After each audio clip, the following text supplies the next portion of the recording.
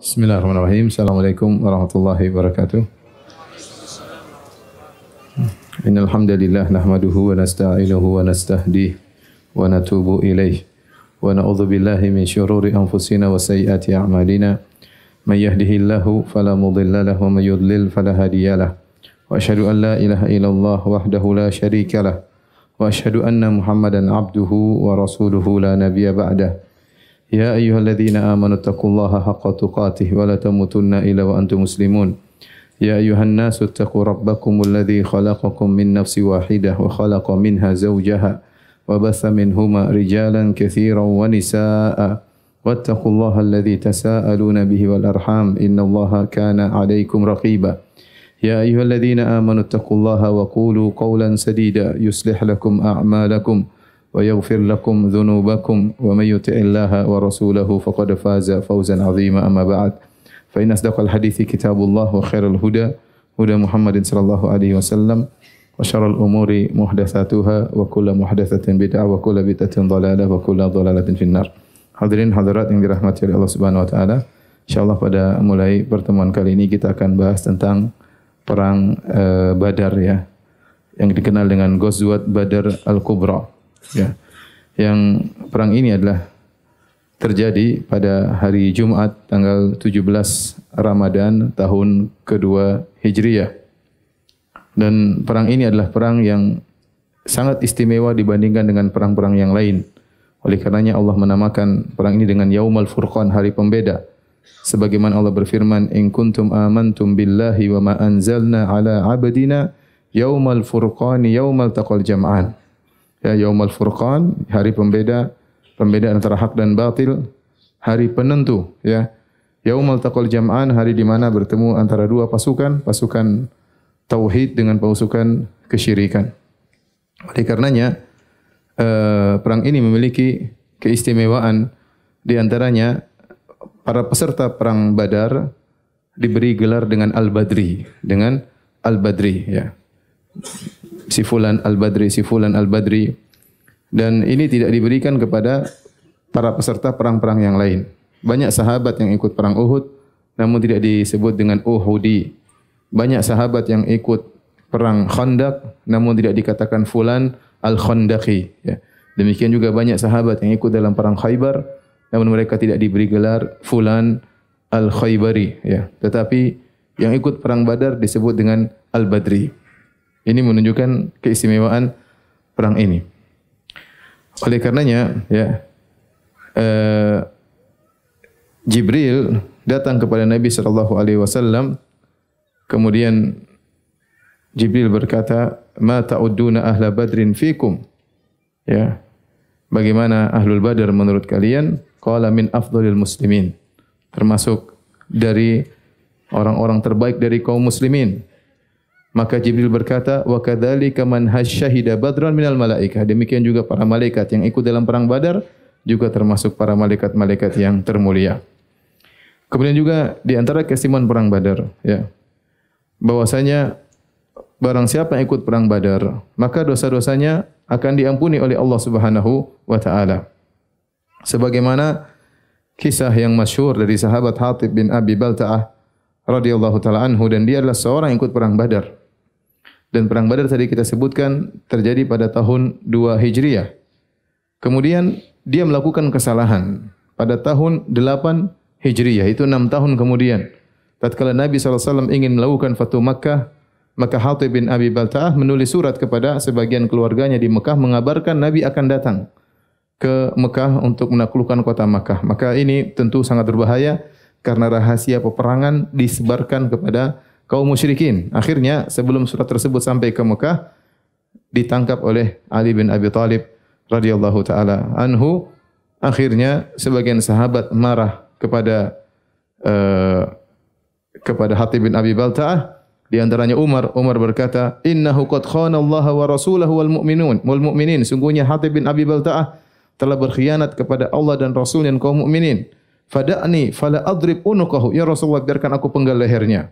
Maka Nabi SAW membela Hatib. Nabi berkata, "Alaysa min ahli Badar?" Bukankah Hatib bin Abi Balta'ah peserta perang Badar? "La'alla Allah ta'ala ala ahli Badar faqala i'malu ma syi'tum qad wajabat lakumul jannah. Bisa jadi Allah telah melihat kepada para peserta perang Badar dan Allah berkata kepada mereka, wahai para peserta perang Badar, lakukanlah apa yang kalian kehendaki, sungguhnya surga telah ditetapkan bagi kalian.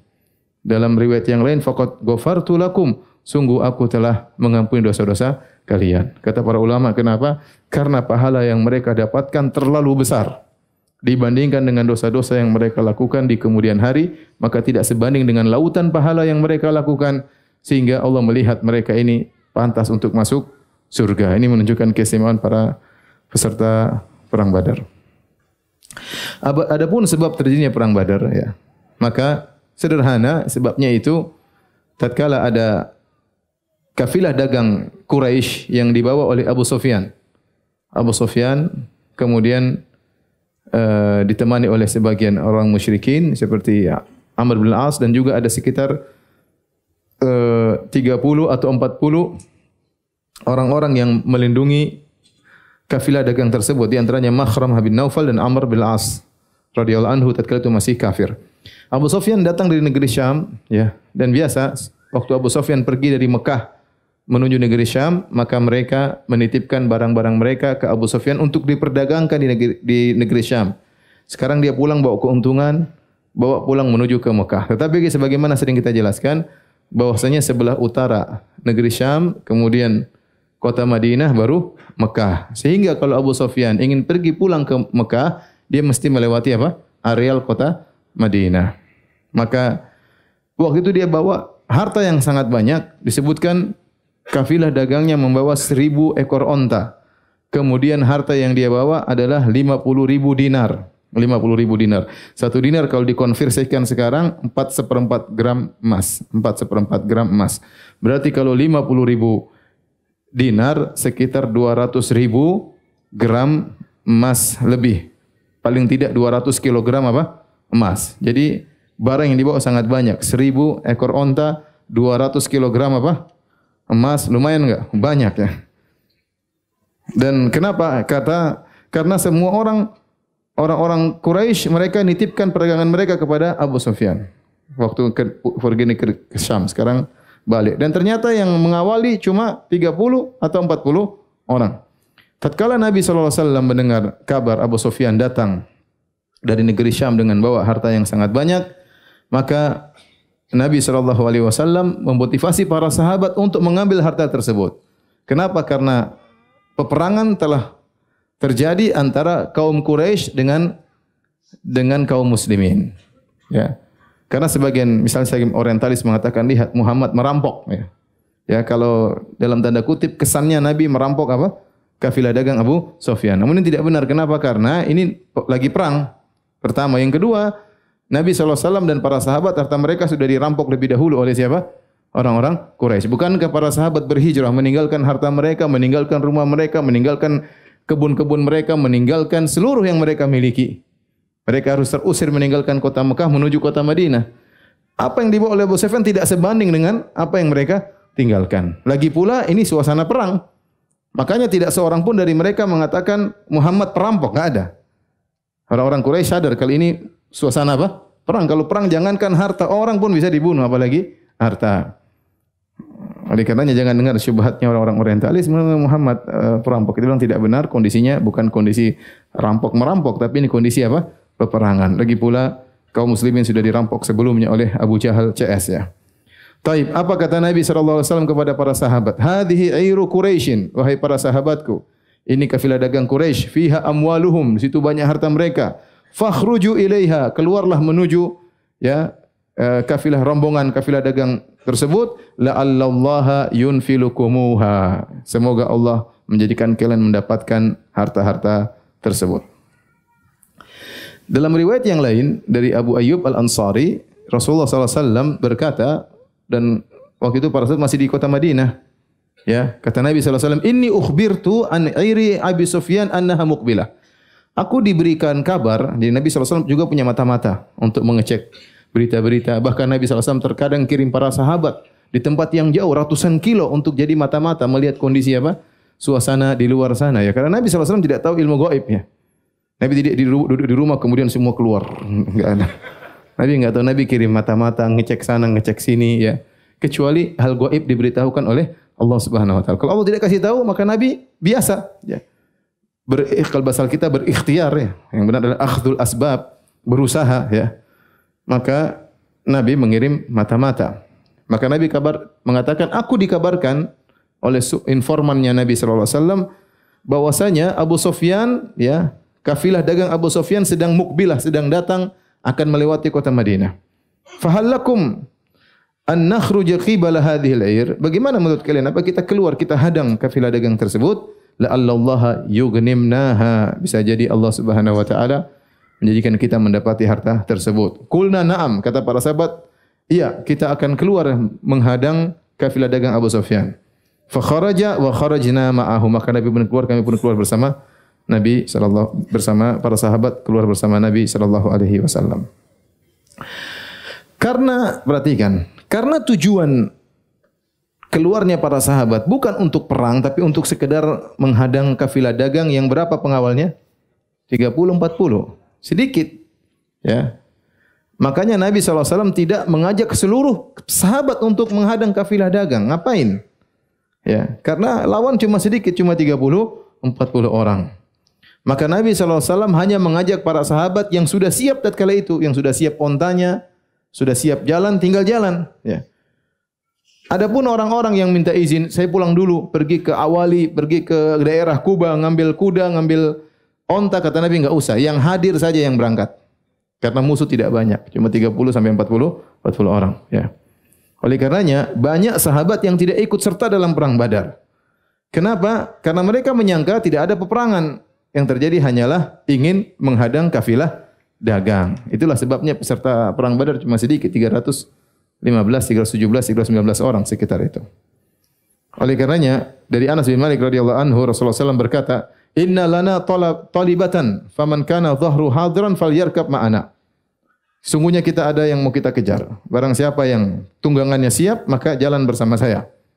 Kemudian sebagian sahabat minta izin untuk mengambil onta-onta mereka ya, atau kuda-kuda mereka di ujung kota Madinah. Maka Nabi mengatakan, la, tidak perlu, illa man kana dhahruhu hadiran. Yang siap aja yang jalan sama saya. Baik.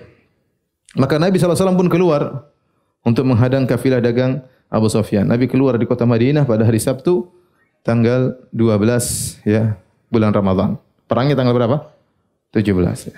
Tanggal 12 Nabi keluar, perangnya tanggal 17.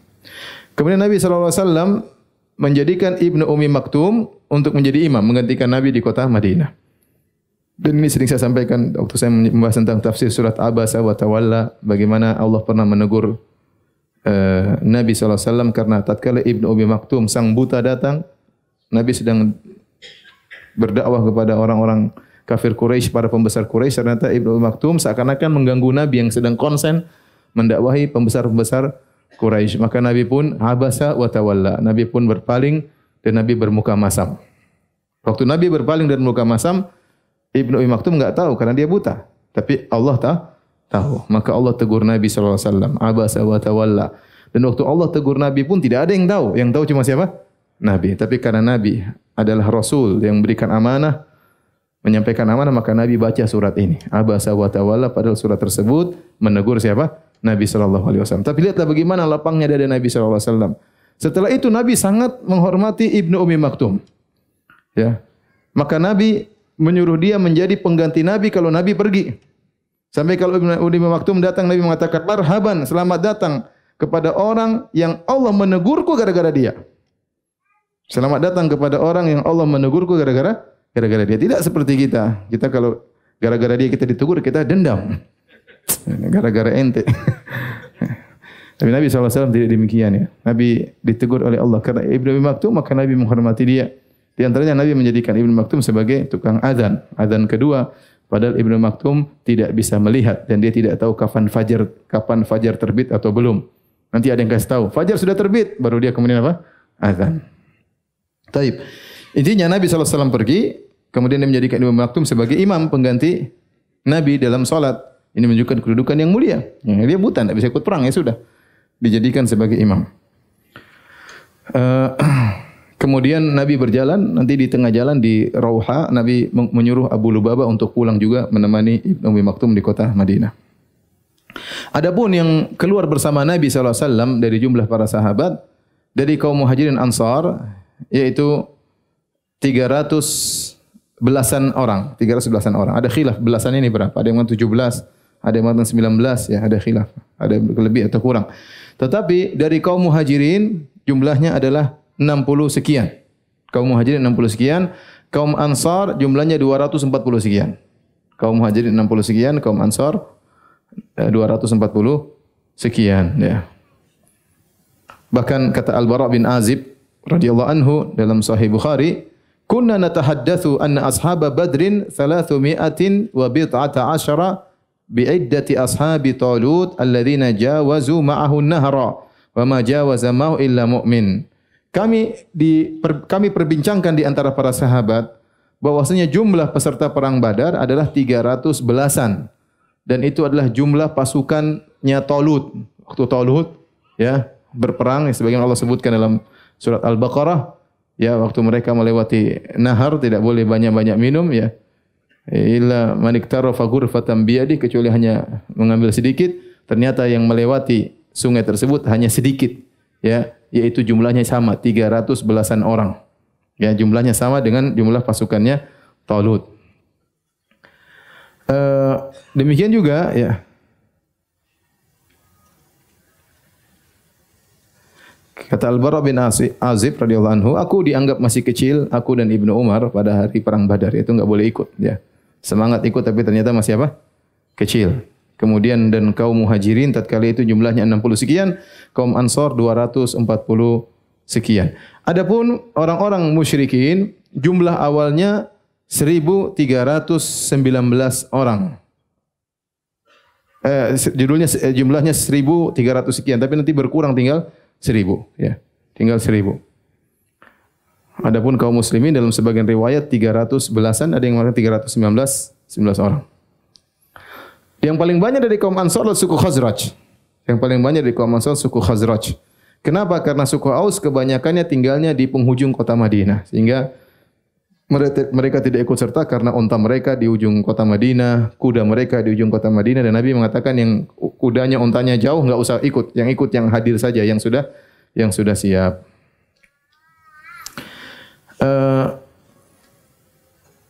Banyak sahabat yang tidak ikut perang Badar karena ada uzur, ya. Banyak, ya.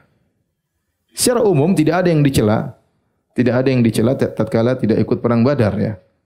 Karena Nabi tidak sedang berperang, rencananya hanya untuk menghadang kafilah dagang. Maka sahabat yang tidak ikut perang Badar tidak ada yang dicela. Berbeda seperti perang Tabuk yang enggak ikut dicela oleh Nabi sallallahu alaihi wasallam. Kenapa? Karena Nabi akan berperang melawan Romawi yang jumlahnya mungkin ratusan ribu, ya, maka semuanya harus berangkat. Ketika Ka'ab bin Malik tidak ikut radhiyallahu anhu, maka dia dicela, diboikot oleh para sahabat. Adapun perang Badar tidak ikut enggak ada masalah, ya. Namun ada sebagian sahabat yang ingin ikut namun mereka juga beruzur, ya. Di antara uzur saya sudah katakan tadi karena kudanya jauh, ya. Karena kudanya jauh, ontanya jauh. Di antaranya yang beruzur adalah Utsman bin Affan. Utsman bin Affan radhiyallahu anhu tidak ikut perang Badar. Kenapa? Dia ingin berangkat tapi Nabi SAW menugaskan dia untuk mengurus istrinya, dan istrinya adalah putri Nabi Ruqayyah bintu Rasulullah sallallahu alaihi wasallam. Waktu Ruqayyah dalam kondisi sakit, maka yang ngurus Ruqayyah adalah Utsman bin Affan sampai akhirnya Ruqayyah meninggal dunia. Oleh karenanya dia menjalankan perintah Nabi SAW tidak ikut perang Badar karena ngurus istrinya, maka Nabi berkata, "Innalaka ajra rajulin mimman syahida Badran wa sahmahu." Sungguhnya kau mendapatkan pahala seperti orang ikut perang Badar, dan kau juga dapat bagian, ya, ghanimah dari yang diperoleh dari perang Badar, ya. Demikian juga Talha bin Ubaidillah, Sa'id bin Zaid, dua sahabat mulia ini, ya, yang dijamin masuk surga. Talha bin Ubaidillah dan Sa'id bin Zaid di antara 10 al-mubasysyirina bil jannah. Kedua orang ini juga tidak ikut perang Badar. Kenapa? Mereka ditugaskan oleh Nabi yatahassasan, untuk mencari kabar, disuruh jadi mata-mata. Coba ke sana, tempat jauh, lihat apakah Abu Sufyan datang dari arah mana. Mereka kemudian cari kabar, akhirnya mereka dapat kabar tentang Abu Sufyan, namun mereka kasih tahu Nabi terlambat. Nabi ternyata sudah dapat kabar dari informan yang lain. Akhirnya Nabi sudah berangkat menuju ke perang Badar, sementara mereka baru datang terlambat, sehingga mereka tidak ikut apa? Perang Badar. Ini juga dalil bahwasanya saya katakan tadi Nabi tidak tahu ilmu gaib, Nabi menyuruh mata-matanya untuk mengecek. Ya. Demikian juga Abu Lubabah Ibnu Abdul Munzir Al-Ansari, dia juga tidak ikut perang Badar, dia sudah berjalan tapi sampai ke Rauha Nabi suruh pulang untuk urusin kota Madinah.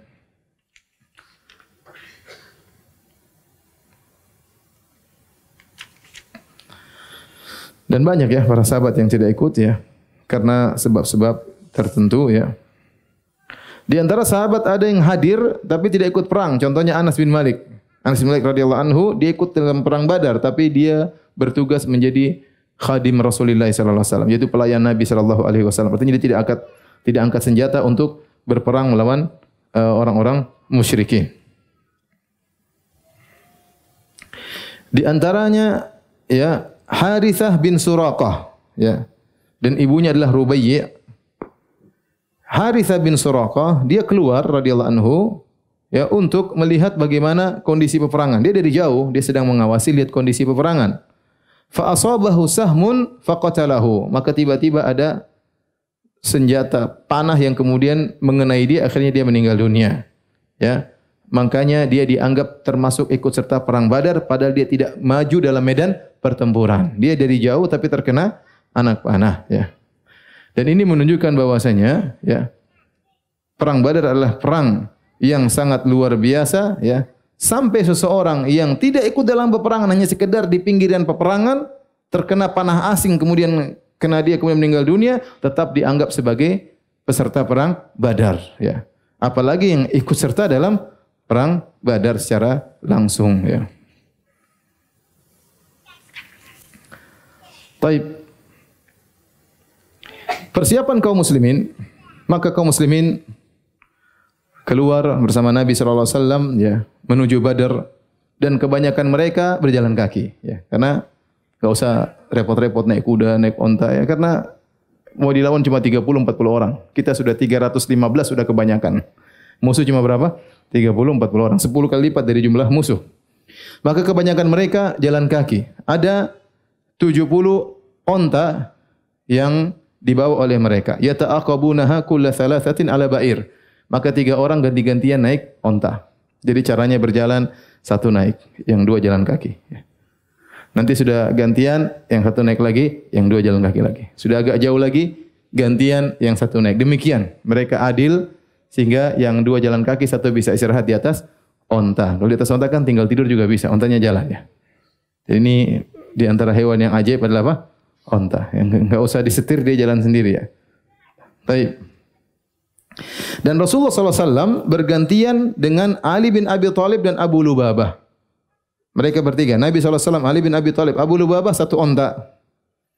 Al-Imam Ahmad meriwayatkan dalam Musnad dan juga di Ibnu Hibban dalam Sahihnya dengan sanad yang hasan dari Abdullah bin Mas'ud radhiyallahu anhu. Beliau berkata, "Kunna yauma Badrin kullu thalathatin ala ba'irin." Kami tatkala perang Badar, tatkala keluar menuju perang Badar, tiap 3 orang 1 onta. Kana Abu Lubabah wa Ali bin Abi Thalib zamilai Rasulullah sallallahu alaihi wasallam. Yang menemani Nabi dalam 1 ekor onta Ali bin Abi Thalib dan Abu Lubabah. Qala wa kanat aqabahu Rasulullah sallallahu alaihi wasallam ya, faqala nahnu namshi anka. Maka Ali bin Abi Thalib dengan Abu Lubabah berkata, "Ya Rasulullah, sudahlah engkau di atas onta terus ya. Jatah kamu, jatah engkau ya Rasulullah, yang jalan kaki saya yang jalani. Jatah kami ambil ya." Jadi para sahabat ingin Nabi naik apa? Onta terus. Biar kami yang jalan kaki, kata Ali dan Abu Lubabah. Apa kata Nabi SAW? Ma antuma aqwa minni. Kalian berdua tidak lebih kuat daripada saya, kata Nabi SAW. Kalian berdua tidak lebih kuat dari saya. Wala ana bi aghna anil ajri minkuma. Dan saya bukan berarti lebih tidak butuh kepada pahala daripada kalian berdua. Artinya Nabi mengatakan, kalian butuh pahala, saya juga butuh pahala. Ya, maka kita gantian aja. Subhanallah. Kalau kita kebetulan, Masya Allah. Ente yang murid yang baik, Masya Allah. Ente hormat sama guru, Masya Allah. Berarti berhasil saya mendidik antum. Udah, ente jalan kaki, naik terus. Subhanallah, Nabi dengan puncak tawadhu, Nabi mengatakan, lastuma aqwa minni. Kalian berdua tidak lebih kuat daripada saya. Dan saya juga sangat butuh kepada pahala. Tidak kalian merasa lebih butuh, saya juga lebih sangat butuh kepada pahala. Adapun Abu Bakar dan Umar dan Abdurrahman bin Auf satu onta. Abu Bakar, Umar satu onta. Hamzah bin Abdul Muttalib, Zaid bin Harithah dan Abu Kabsyah ya juga satu ekor onta. Jadi seekor onta tiga orang. Di tengah perjalanan Nabi SAW ya menyuruh semua jaros apa namanya bel ya apa namanya yang bunyi-bunyi di hewan kering-kering lonceng. Kalau bel yang pencet ya. Lonceng. Semua lonceng diputuskan dari onta, dari leher-leher onta ya. Para ulama khilaf kenapa Nabi SAW menyuruh melepaskan apa namanya lonceng tersebut. Ada yang mengatakan karena khawatir kalau ontanya bergerak nanti malah terhalangi. Tapi pendapat yang dipilih oleh sebagian ulama dan itu perkataan Imam Malik radhiyallahu anhu bahwasanya karena itu khawatir adalah jimat. Khawatir adalah apa? Jimat. Khawatir itu adalah untuk menolak ain karena banyak orang-orang mereka mengalungkan sesuatu di hewan dalam rangka menolak ain ya. Maka Nabi tidak ingin dalam peperangan ada kesyirikan sedikit pun. Maka Nabi menyuruh untuk memutuskan ya lonceng-lonceng tersebut. Adapun berapa pasukan berkuda kaum muslimin? Pasukan berkuda cuma satu orang, yaitu bukan pasukan, cuma satu orang naik satu ekor kuda. Namanya Al-Miqdad Ibnul Aswad radhiyallahu taala anhu.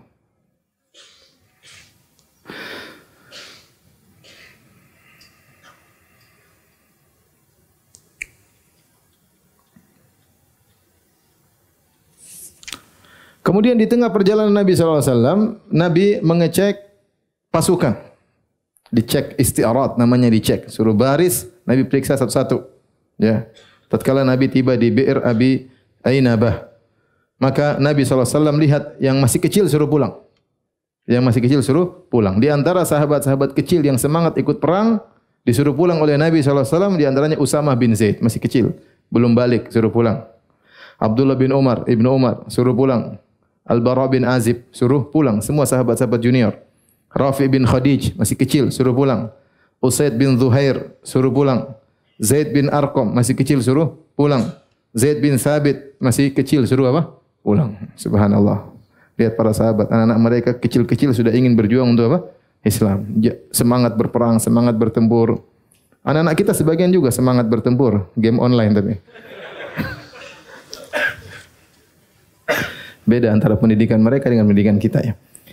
Intinya akhirnya disuruh pulang oleh Nabi sallallahu alaihi wasallam. Kata di antaranya kata Al-Bara bin Azib ya.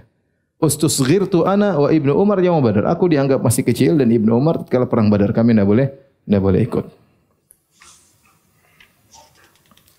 Dan ada seorang sahabat namanya Umair bin Abi Waqqas. Itu saudaranya Sa'ad bin Abi Waqqas ya. Dia juga disuruh pulang. Di antara anak kecil yang suruh pulang di antaranya Umair bin Abi Waqqas ya. Dia mungkin sudah balik tapi di antara yang lain dia masih kecil, suruh pulang aja. Kita sudah banyak yang dewasa-dewasa. Maka dia pun menangis tatkala disuruh pulang. Akhirnya Rasulullah SAW pun suruh dia ikut. Akhirnya dia meninggal dalam perang Badar. Ceritanya bagaimana? Sa'ad bin Abi Waqqas berkata, "Ra'aitu akhi Umairan qabla an ya'ridana Rasulullah SAW bil khuruji ila Badrin yatawara." Aku melihat saudaraku Umair waktu sebelum Nabi periksa, dia sembunyi-sembunyi di belakang. Sembunyi-sembunyi di belakang. Fakultu malaka ya akhi? Ente kenapa, adikku? Qala inni akhafu an yarani Rasulullah sallam fasyastasghirani. Aku tidak mau dilihat Nabi, nanti dianggap kecil, disuruh pulang. Fayaruddani. Wa ana uhibbul khuruja la'alla Allah yarzuquni syahada. Bayangkan, aku ingin keluar, aku berharap mati syahid. Masyaallah. Si kecil. Luar biasa. Qala fa uridu ala Rasulillah sallam fastasgharahu. Ternyata benar Nabi cek masih kecil, kemudian pulang. Kata Nabi, irji', pulang kau. Fabaka, dia nangis. Bukannya senang, ayo pulang, mumpung main game di rumah. Subhanallah. Dia senang. Tidak senang, dia malah nangis. Setelah disuruh pulang. Fa ajazahu Rasulullah sallam. Maka Rasulullah pun mengizinkan dia untuk ikut perang. Ya, kata Sa'ad bin Abi Waqqas, fa kuntu aqidu lahu hamaila sayfihi min sigharihi. Aku yang ikatkan tali-tali pedangnya karena dia masih kecil, diikat-ikatin oleh siapa? Oleh Sa'ad bin Abi Waqqas. Kemungkinan dia belum besar, masih kecil, tapi akhirnya dia pun perang. Tatkala itu umurnya 16 tahun dan dia pun meninggal dunia dalam perang Badar tersebut. Kemudian Nabi SAW membagi pasukan. Maka Nabi SAW memberikan liwa al-a'zam, bendera utama. Waktu itu benderanya wa kana abyad, bendera putih, kepada Mus'ab bin Umair radhiyallahu ta'ala. Dan ini menjelaskan Nabi mengetahui kedudukan orang-orang. Ya. Banyak sahabat-sahabat yang hebat di situ. Ada Abu Bakar, ada Umar. Tapi yang pertama kali berdakwah di kota Madinah siapa? Mus'ab bin Umair. Sebagaimana telah lalu kita pada pertemuan-pertemuan awal. Nabi mengirim Mus'ab bin Umair untuk berdakwah di kota Madinah dan berhasil dakwah beliau. Hampir setiap keluarga ada yang masuk Islam. Dengan dakwahnya siapa? Mus'ab bin Umair. Karena Mus'ab bin Umair orang cerdas. Orang cerdas dan dia pernah menjadi orang kaya. Kemudian tiba-tiba jadi miskin karena orang tuanya kafir dan akhirnya memutuskan segala pemberian kepada Mus'ab bin Umair. Sehingga Mus'ab bin Umair tahu bagaimana menghadapi masyarakat. Dan dia sabar tatkala diambil subsidinya oleh ayah dan ibunya. Ya, orang lihat dia saja, kalau lihat dia kulitnya tadinya halus, kemudian bersisik, orang nangis lihat dia, lihat kondisinya dia. Tapi dia santai-santai aja. Dia santai saja, dia menjalani kehidupan dengan yang lihat nangis. Kenapa? Karena tahu bagaimana sebelum dia Islam paling mewah, a'tar syabab Makkah, pemuda yang paling harum di kota Makkah, Mus'ab bin Umair. Setelah itu miskin, bajunya robek-robek, jahit-jahit, kemudian kulitnya bersisik. Dan dia yang dikirim oleh Nabi berdakwah di kota Madinah dan berhasil dakwahnya. Makanya ketika perang Badar dia yang dijadikan apa? Pemimpin. Sebagai bentuk pemuliaan Nabi kepada Mus'ab bin Umair radhiyallahu taala anhu, ya. Kemudian Nabi membagi pasukan perang menjadi dua pasukan kecil. Katibatul Muhajirin, yaitu pasukan kaum Muhajirin, dan benderanya diberikan kepada Ali bin Abi Thalib. Katibatul Ansar, pasukan kaum Ansar diberikan kepada Sa'ad bin Mu'adz radhiyallahu taala anhu. Kemudian Nabi menjadikan Zubair bin Al-Awwam radhiyallahu anhu alal maimanah, pasukan sebelah kanan. Kemudian Al-Miqdad bin Amr alal maisarah, pasukan sebelah kiri. Wa ja'ala ala saqah Qais bin Abi Sa'sa'ah. Adapun bagian belakang saqah adalah Qais bin Abi Sa'sa'ah. Adapun pemimpin utama, pemimpin umum adalah Rasulullah sallallahu alaihi wasallam. Jadi perang bukan asal-asalan, ya. Semuanya perlu strategi, ya. Ya, bukan tenang berdoa insyaallah menang, enggak. Semua perlu apa? Strategi. Perlu doa dan perlu apa? Ikhtiar. Maka Nabi bagi tadi pasukan Muhajirin, pasukan Ansar, sebelah kanan, ya, sebelah kiri, bagian belakang, tengah siapa, semuanya diatur oleh Nabi sallallahu alaihi wasallam. Ya. Kemudian setelah itu Nabi sallallahu alaihi wasallam tatkala melihat kaum muslimin miskin, ya, bayangkan mau berangkat perang aja onta ganti-gantian. Ya. Kata Nabi berdoa, Allahumma innahum hufatun fahmilhum. Ya Allah, sungguhnya mereka tidak memakai sendal, maka berikanlah tunggangan kepada mereka. Allahumma innahum uratun faksuhum. Ya Allah, sebagian mereka tidak memiliki baju. Sahabat miskin-miskin. Ada yang baju robek-robek, ada yang mungkin enggak punya baju. Mereka tidak memiliki baju, ya Allah, faksuhum, berikanlah baju kepada mereka. Allahumma innahum jia'un fa'asbihum. Ya Allah, sungguhnya mereka lapar, ya Allah, kenyangkanlah mereka. Ini sebelum perang. Maka akhirnya Rasulullah SAW tatkala perang, Rasulullah SAW suruh para sahabat jangan puasa. Karena itu bulan Ramadan. Bulan Ramadan, perangnya tanggal berapa tadi? Tanggal 17 Ramadan, hari Jumat. Para sahabat tidak berpuasa. Ada sebagian puasa, tapi banyak yang tidak puasa. Ya, karena perang butuh energi. Sementara kalau puasa mungkin dalam kondisi susah, berat, energi kurang. Saya katakan tadi, Nabi realistis. Ini perangnya butuh energi, sudah tidak usah puasa. Nabi berbuka, sebagian para sahabat berbuka, ya. Abi Sa'id Al-Khudri berkata, "Kunna naqzu ma'a Rasulillah sallallahu alaihi wasallam fi Ramadan." Kami berperang bersama Nabi dalam bulan Ramadan. Fa minna sha'imu wa minnal muftir. Di antara kami ada yang berpuasa, di antara kami ada yang berbuka. Subhanallah. Saya itu kalau baca sirah sahabat luar biasa. Mereka perang dalam kondisi apa? Puasa. Selama Nabi tidak larang, mereka nekat puasa. Ya. Perang puasa, padahal perang di bawah terik matahari, ngangkat pedang, capek luar biasa. Ya, kita main futsal aja beberapa menit sudah apa? Ngos-ngosan. Ini perang mungkin dari pagi sampai maghrib. Bayangkan. Luar biasa mereka puasa. Ya. Di antara kami ada yang berpuasa, di antara kami ada yang berbuka. Fala yajidu sha'imu 'alal muftir walal muftiru 'ala sha'im. Maka tidak ada yang merasa berat, tidak cemburu kepada yang berbuka dan tidak cemburu kepada yang berpuasa, masing-masing menjalaninya. Tidak usah bilang ente sok puasa, gaya ente. Enggak. ente bahlul puasa. Enggak, santai-santai masing-masing aja. Dia merasa kuat puasa-puasa, merasa enggak kuat buka, enggak ada masalah. Ya, masing-masing jalani, jangan terlalu ngurusin orang ya. Ya rauna anna man wajada quwwatan fasama. Mereka memandang siapa yang merasa kuat puasa, fa inna dzalika hasan, dan itu baik. Menggabungkan antara jihad dengan apa? Puasa. Ya wa yarawna anna man wajada dha'fan aftar, dan barang mereka yang menganggap mereka lemah maka berbuka. Fa inna dzalika hasan, itu lebih baik dalam peperangan. Di antara dalil yang menguatkan bahwasanya sebagian sahabat tatkala itu berbuka puasa adalah kisahnya Umair bin al-Humam.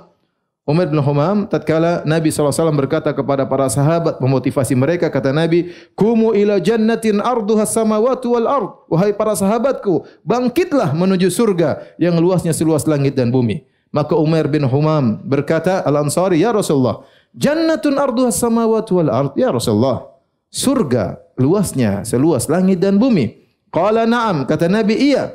Qala bakhin artinya luar biasa, menakjubkan. Wow, kalau bahasa kita. Wow, surga seluas langit dan bumi.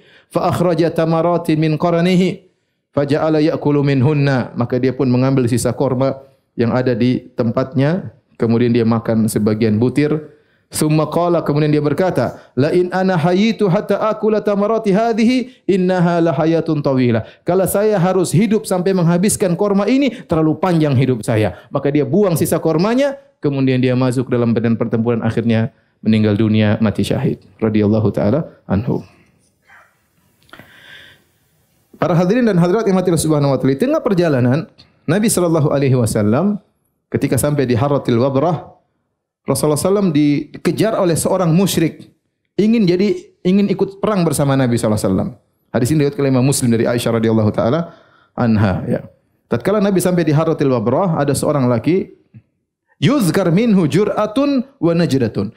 Orang musyrik ini dikenal pemberani dan jagoan. Pemberani dan jagoan. Kemudian dia ingin gabung bersama Nabi SAW, ikut perang, tapi dia syaratkan, ya. Dia berkata, "Ji'tu li'atba'aka wa usiba ma'aka." Saya ingin perang sama engkau ya Rasulullah. Saya bantu kau, tapi nanti ghanimah saya dapat juga. Jadi pikirannya dunia. Ikut perang, dan para sahabat senang, ini jagoan. Maka fariha ashabu Rasulullah sallallahu alaihi wasallam hina ra'auhu. Para sahabat semua gembira. Ada tambah lagi satu orang, 319 jadi 300 berapa? 20. Lawannya 1000. Lumayan tambah satu orang.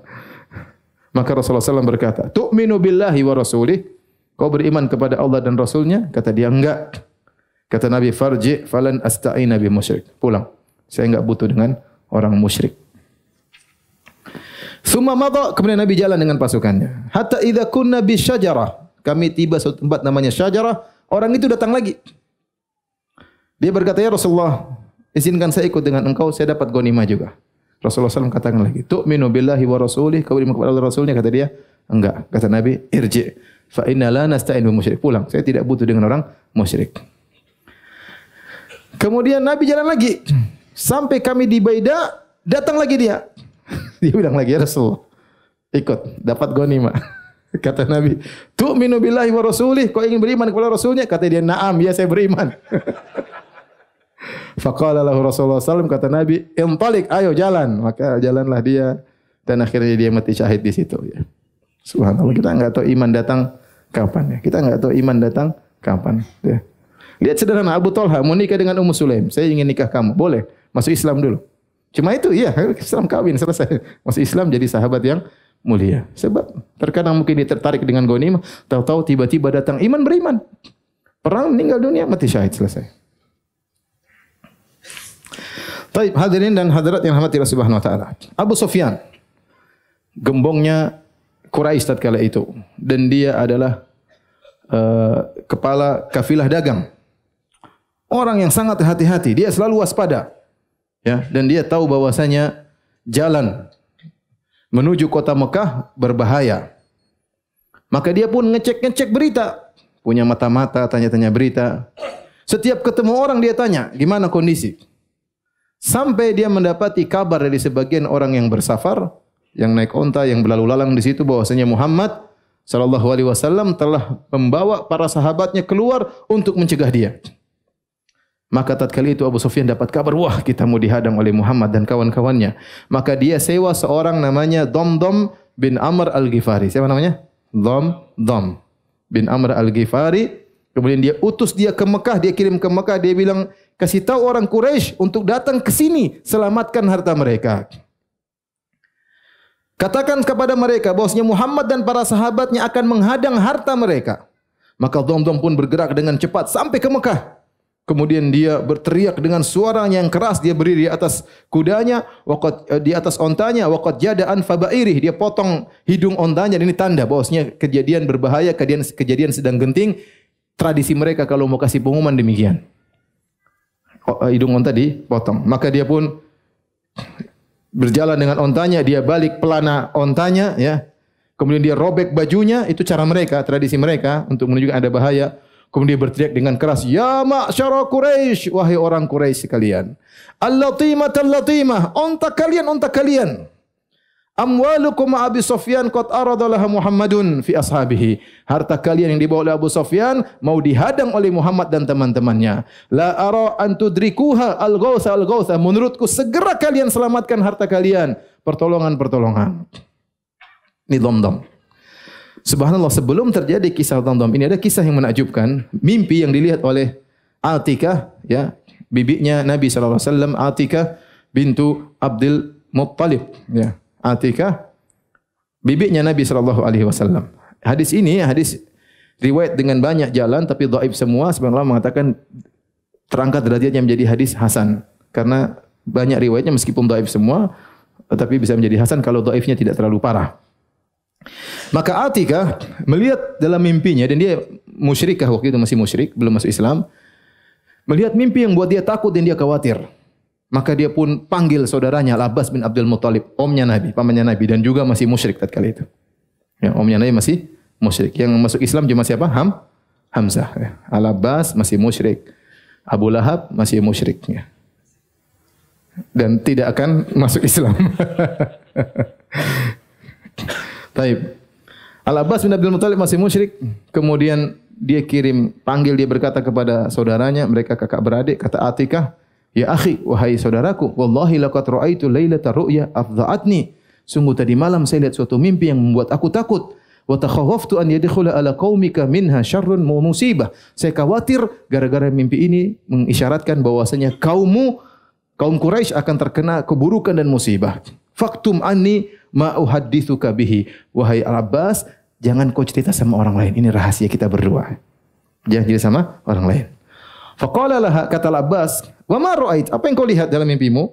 Kata dia, ra'aitu raqiban aqbala ala ba'irin lahu. Aku melihat ada orang datang naik ontanya hatta waqafa bil addah. Kemudian dia berdiri di lembah Abtah. Kemudian dia berteriak dengan suara yang paling keras, ala infiru ya ala gudrin lima sari'ikum fi thalas. Dia berteriak, wahai tukang khianat, pergilah kalian 3 hari lagi menuju kebinasaan kalian. Mimpinya demikian. Orang naik onta, kemudian berteriak dengan suara keras, kasih pengumuman. Pengumumannya, wahai ahla gudrin, wahai orang tukang berkhianat, pergilah dalam 3 hari menuju tempat kebinasaan apa? Kalian. Fa'aron nasa ijtama'u ilaihi. Maka orang-orang pun berkumpul di sekelilingnya. Thumma dakhala al-masjid wan nas yattabi'unahu. Maka dia pun masuk Masjidil Haram, orang-orang semua ikut dia. Fa bainahum hawlahu mathala bihi ba'iruhu ala dhahril Ka'bah thumma saraha bimithliha ala infiru ya ala gudrin. Maka dia pun naik di atas ontanya dan dia berteriak lagi, wahai pergilah kalian orang-orang yang pengkhianat menuju kebinasaan kalian, tempat kebinasaan kalian. Thumma akhadha sakhratan fa arsalaha fa aqbalat tahwi hatta idza kanat bi asfalil jabal irfaddat. Kemudian dia ambil batu, dia lempar, batu tersebut jatuh, kemudian batu tersebut pecah. Fama baqiya baitun min buyuti Makkah wala darun illa dakhalatha minhu filqatun. Maka pecahan itu semuanya masuk di semua rumah yang ada di kota Mekah. Orang Quraisy semuanya kemasukan batu tersebut. Jadi Atikah tahu ini mimpi menunjukkan akan ada musibah dan setiap rumah akan merasakan musibah tersebut karena pecahannya masuk ke seluruh rumah orang-orang Quraisy. Maka Al-Abbas yang masih musyrik juga berkata, innaha wallahi innaha la ru'ya. Wallahi demi Allah ini benar-benar mimpi. Fa anti faktumiha. Enti jangan cerita sama orang ya. Wahai Atikah, jangan sama orang. Wala tadhkuri hal ahad, jangan cerita sama seorang pun. Kemudian Al-Abbas keluar. Tapi dia gelisah mau cerita. Dia ketemulah dengan Al-Walid bin Utbah bin Rabi'ah, temannya. Maka dia cerita, Atikah mimpi begini. Diam, jangan cerita sama orang ya. Kata Walid, saya enggak cerita. Kemudian akhirnya sudah tersebar, ya. Makanya kalau rahasia sudah keluar dua orang, ada yang mengatakan ada idza jawazal isnain, ada yang mengatakan sudah melewati 2 orang sudah selesai. Ada yang mengatakan sudah keluar bibir, 2 bibir selesai, enggak akan ada tersimpan. Makanya orang bilang sama saya, Ustaz, ini rahasia jangan cerita. Saya enggak mau. Ente simpan aja sendiri. Ente aja menderita tidak mau. Jangan pindahkan penderitaan kepada saya. Ente simpan sendiri, saya tidak mau dengar rahasia. Enggak mau. Karena susah menjaga rahasia. Ingin cerita ke orang. Akhirnya kabar berita pun tersebar di mana-mana. Baik, azan ya? Belum ya? Kemudian kata Al-Abbas, aku pun pergi untuk tawaf di Ka'bah. Itu orang-orang musyrikin, mereka juga tawaf ya. Wa Abu Jahal bin Hisham fi rahtin min Quraisy qu'udun yatahaddatsuna bi ru'ya Atikah. Ternyata Abu Jahal seperti biasa lagi duduk di tempat nongkrongnya di sisi Ka'bah. Baik, silakan azan.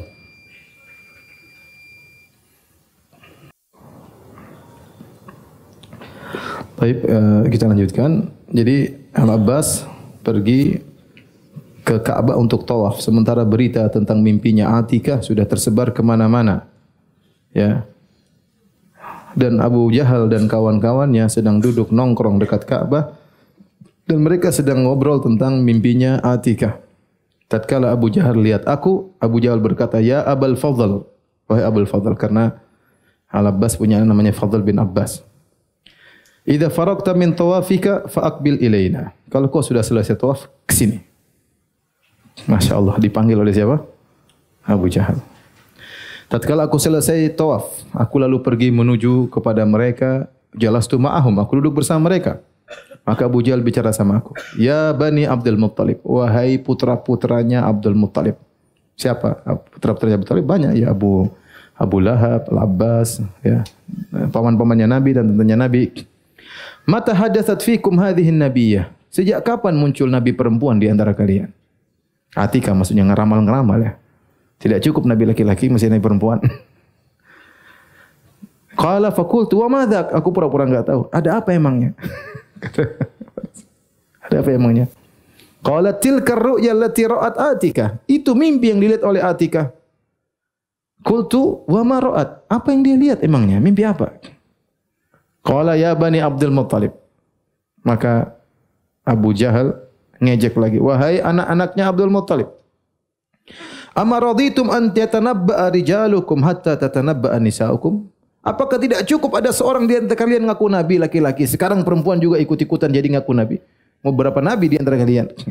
Nabi laki-laki sama nabi ya, nabi perempuan. Maksudnya Atikah ini kok ngeramal-ngeramal kayak nabi juga. Qad za'amat Atikatu fi ru'yaha annahu qala infiru fi thalathin. Ya. Sungguhnya dia berkata, dia menyangka dalam mimpinya ada orang berkata, pergilah kalian dalam 3 hari, fasatanarabbasu bikum hadhihi thalath. Saya akan tunggu 3 hari ini. Ya. Fa iyyakun haqqan ma taqulu fasayakun. Kalau apa yang dia katakan benar, maka akan terjadi. Wa in tamdi thalathu wa lam yakum min dzalika syai'. Kalau sudah lewat 3 hari dan tidak terjadi apa-apa, katabna alaikum kitaban annakum akdzabu ahli baitin fil Arab. Kami akan bikin catatan kalian putra-putranya Abdul Muttalib adalah keluarga paling pendusta di negeri Arab. Kenapa Abu Jahal ini dia hasad sama Banu Abdul Muttalib?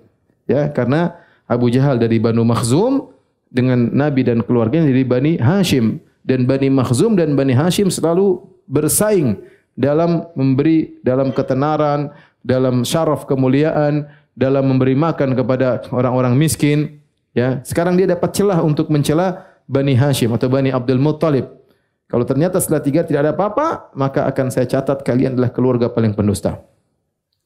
Kata Al-Abbas, "Wallahi ma kana minni illahi kabirun illa anni jahattu dzalika wa ankartu an takuna ra'at syai'an thumma tafarraqna." Demi Allah, saya mau balas dia bisa. Cuma dari awal saya sudah ngaku-ngaku tidak tahu. Ya. Dan saya menyatakan saya tidak tahu dan saya mengingkari Atikah mimpi sesuatu. Kata Al-Abbas, tatkala sore hari tidak seorang pun dari keturunan Abdul Muttalib kecuali datang kepadaku. Semua ibu-ibu keturunan Abdul Muttalib semuanya datang kepadaku. Mereka berkata kepadaku, mencelaku, "Aqrartum li hadzal fasiqal khabith an yaqa fi rijalikum, thumma qad tanawala an-nisa wa anta tasma'?" Wahai Al-Abbas, kamu ini malu-maluin. Itu si jahil, si fasik Abu Jahal sudah mencela lelaki-laki kita, kau diam saja. Sekarang mencela perempuan-perempuan kita, Atikah dicela, kau diam-diam saja. Power of the mak-mak ini semua. Ente gimana? Laki-laki dicela ente diam, sekarang ibu-ibu dicela juga sama Abu Jahal, kau diam saja. Kau sudah dengar, thumma lam yakun indaka fi dzalika ghairah. Kau tidak punya rasa kecemburuan, ibu-ibu kita dicela-cela. Li syai'in mimma sami'ta, kau dengar dan kau diam saja. Al-Abbas naik pitam. Dia mengatakan, "Wallahi fa'altu, saya akan balas.